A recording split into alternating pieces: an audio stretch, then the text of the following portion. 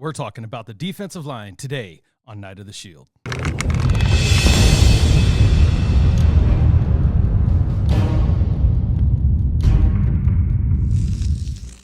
Welcome back, Nation, to another episode of Night of the Shield. I'm Jason Smith, a.k.a. The Knight, and today we're going to be going over the 3-4 and the 4-3 defense. Well, at least the 3 and the 4, and only with the people we have on the roster right now, the ones that will be leaving and the ones that will be staying, just to try to get a general idea of where Patrick Graham's mind might be at the moment. But before we get started, I want to thank everybody for subscribing this week. It's been a fantastic week. I'm really excited to get this thing kicked off.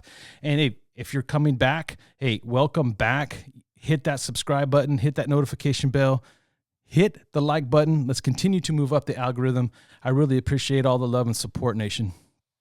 All right, without further ado, I know there's some things going on as far as, coaching goes, as far as position coaching goes. Look, I know Ash was signed. I'm not ready to get into all of that. I'm going to let them continue to work. I'm going to let them continue to put their people in the right positions that they need to. Right now, I'm just focusing on what we have right now. What is the main key points, right?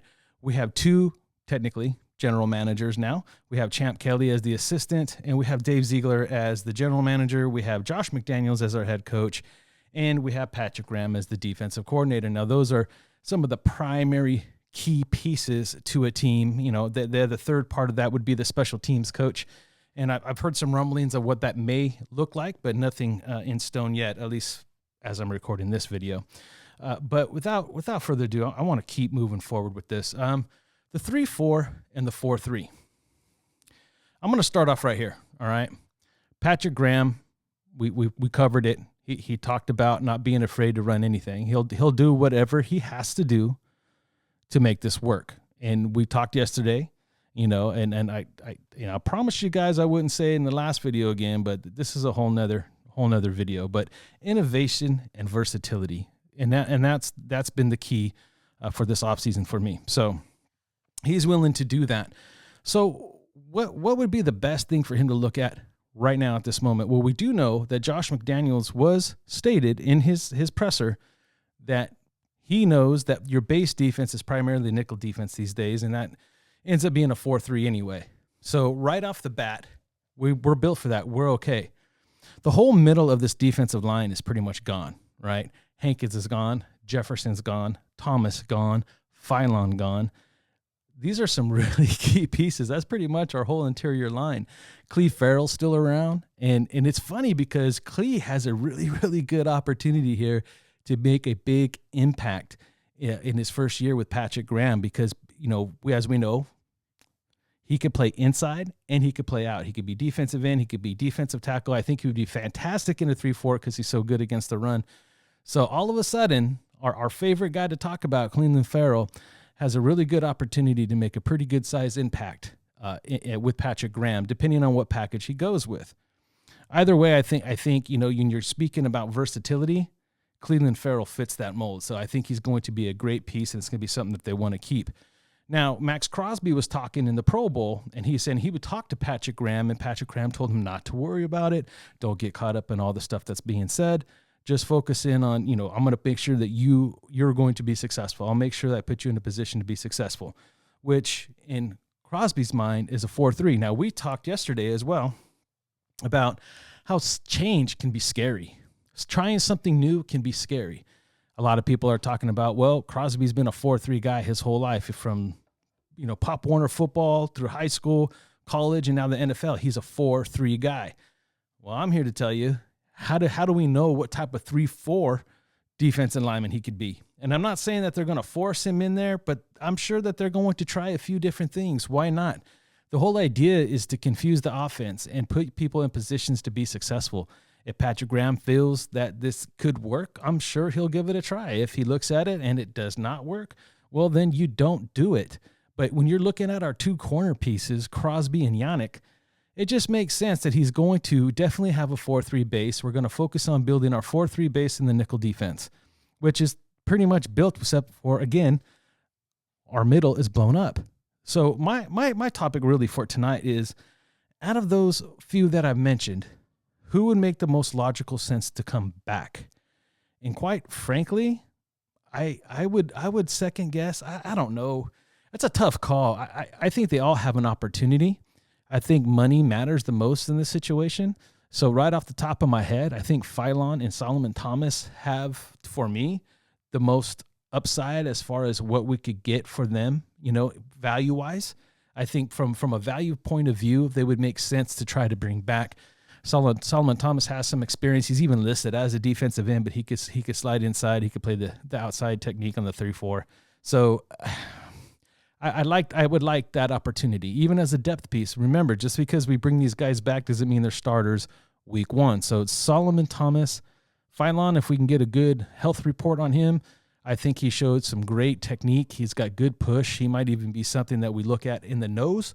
So that'd be great. As far as Quentin Jefferson and Jonathan Hankins,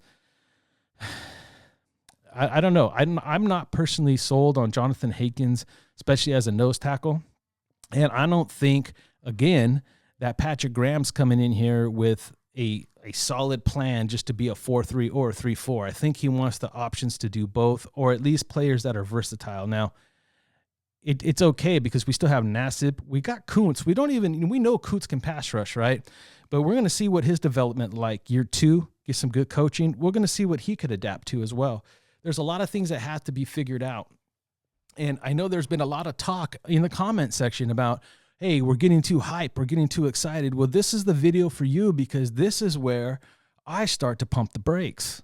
Look, Patrick Graham excites me, dude. I'm very optimistic, and I think he's going to do a fantastic job. The question is, what, when, and how?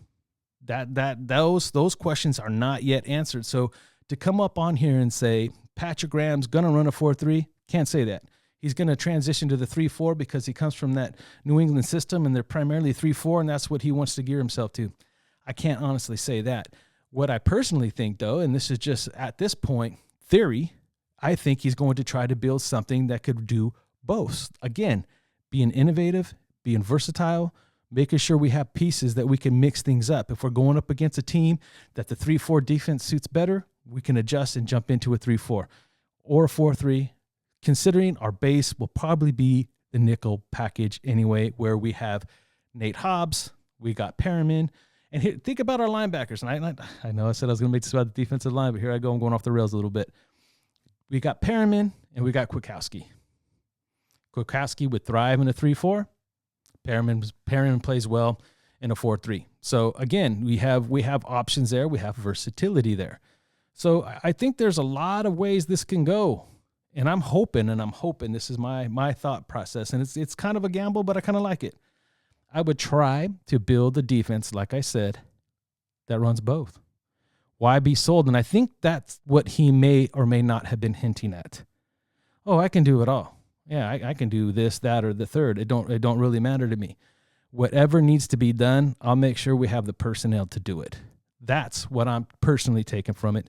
That's what I'm excited about. Now, there's a lot we have to cover. We got free agency coming. We could definitely look at that list and see who we could pick up in free agency. Also, the draft. That's where I would like for us to really pick up another defensive tackle, me personally. And we got time, man. We got over a month to get into all this. I want to make sure I have some type of content to bring every single day.